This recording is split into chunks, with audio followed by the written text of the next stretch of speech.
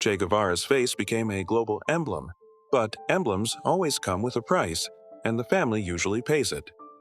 We pulled together rare interviews, obituaries, and older reports to trace the lives of Che's 5 children, without the poster-style myth.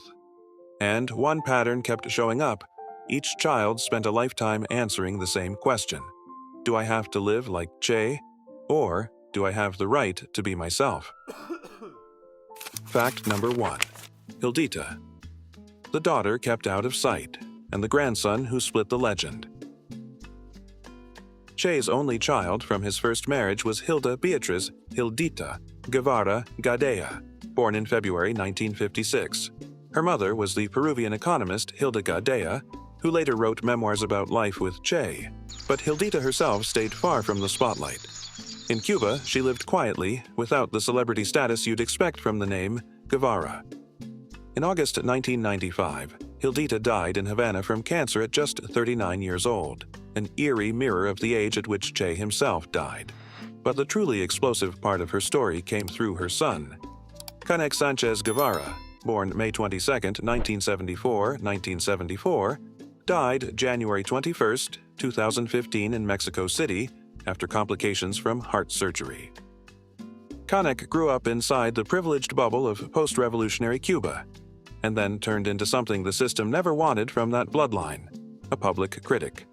He moved to Mexico and wrote sharply about how the revolution had hardened into something closer to a hereditary power structure.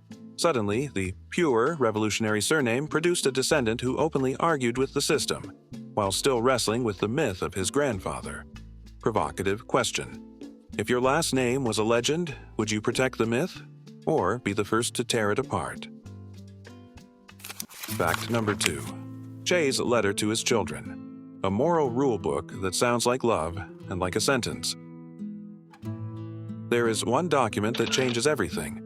Che's farewell letter to his children, written like a man who knows he may never come back. In it, he addresses them by affectionate nicknames: Hildita, Aleidita, Camilo, Celia, and Ernestito.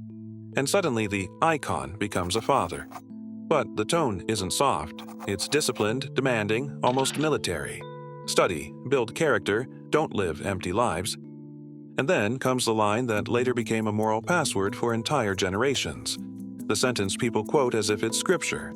Above all, always be capable of feeling deeply any injustice committed against anyone, anywhere in the world. Here's the part people rarely say out loud.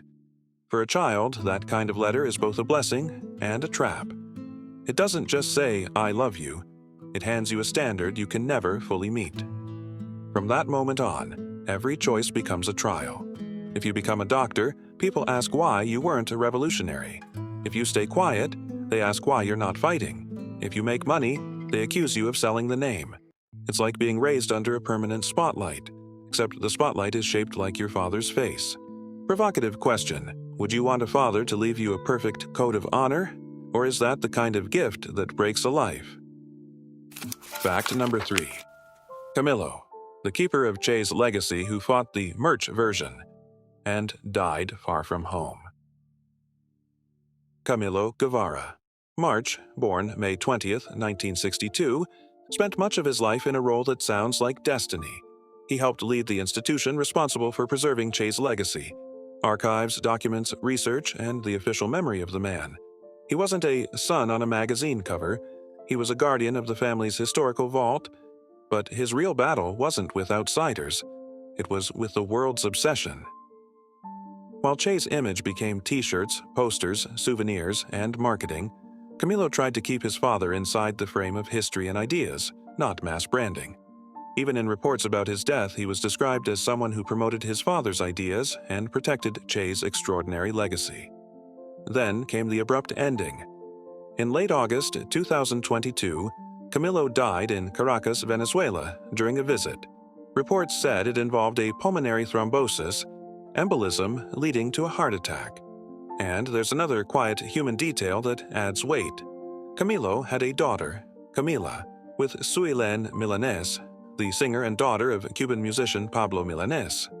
The keeper of home Che died outside of home, as if the Guevara family is forever pushed into someone else's capital.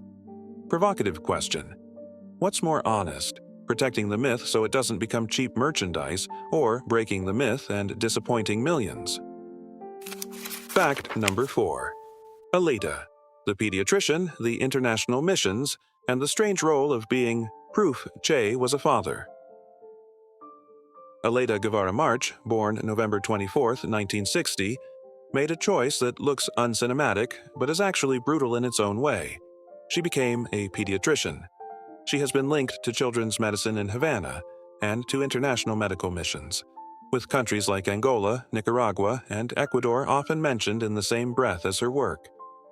But the deeper story is the psychological one. Aleida has spent decades being asked not about medicine, but about Che.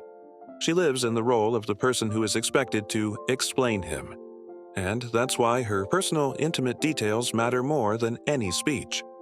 When she talks about Poppy as a warm, real human being, the bronze statue cracks.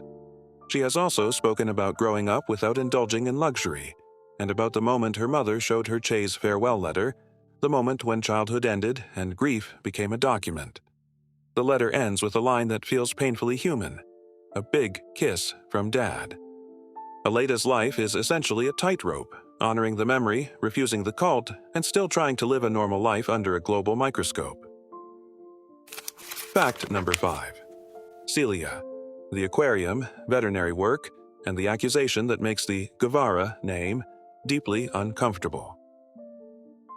Celia Guevara.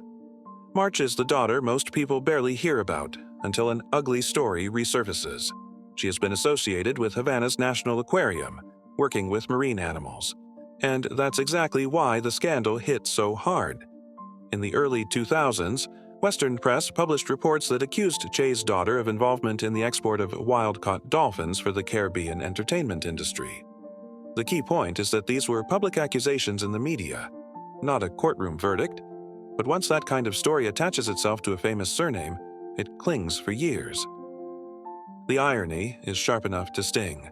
A woman connected to animal care and science gets pulled into a narrative about money, trade, and questionable ethics. Later, another symbolic twist appeared in reporting. In 2007, it was reported that Celia received Argentine citizenship, taking an oath in Havana while keeping her Cuban passport, almost like living between her father's birthplace and the island that turned his face into state mythology. Fact number 6. Ernesto, La Poderosa, Harley-Davidson tours, and the monetization of a myth Americans love to argue about. The most cinematic paradox belongs to Che's youngest son, Ernesto Guevara March, often listed as born around 1965.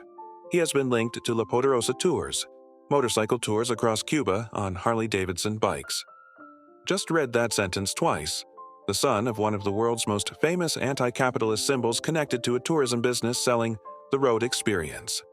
But the details make it even louder. Reports about the project describe support from an Argentine friend investor and the effort to bring in roughly a dozen new Harleys through complicated logistics.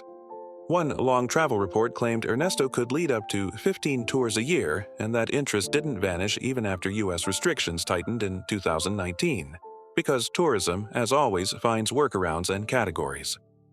For some viewers, this looks like betrayal. For others, it looks like the only honest option.